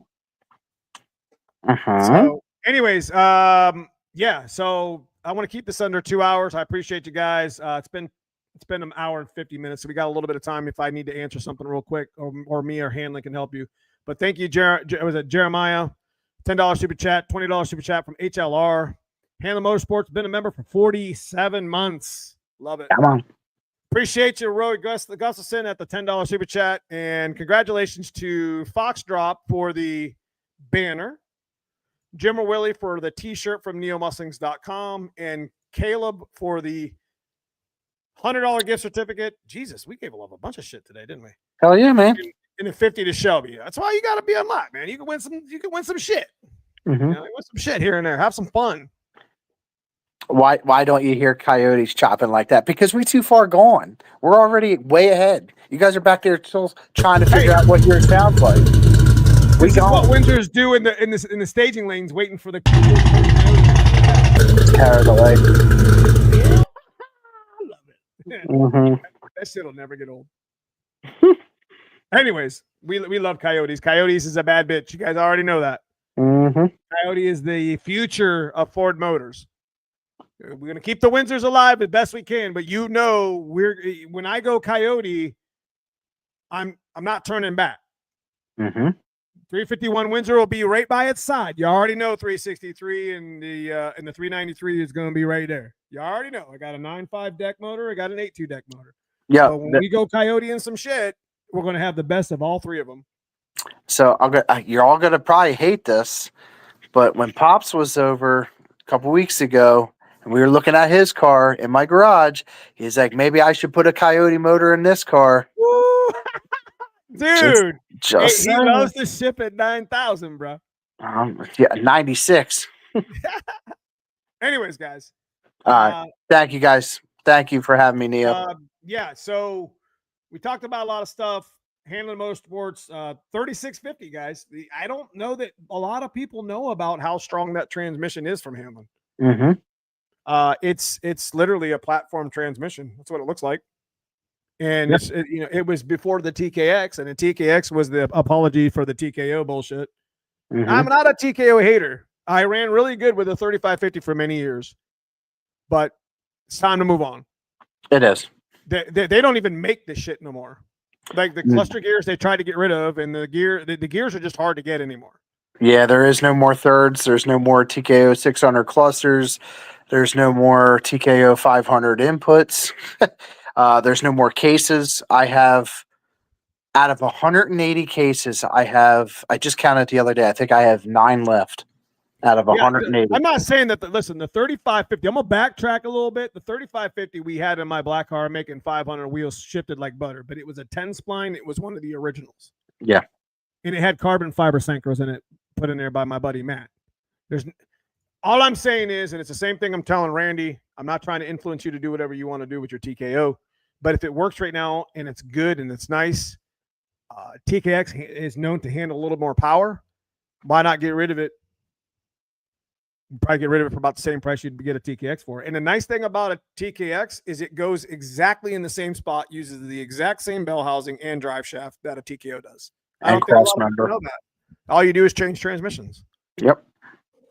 So, anyways, we got the turbo. We got 2 videos from the white car that I'm going to edit because I have to, and we are going to make the Flowmaster video, and we do have the Vibrants coming up, and I'm super apologetic to Vibrant for.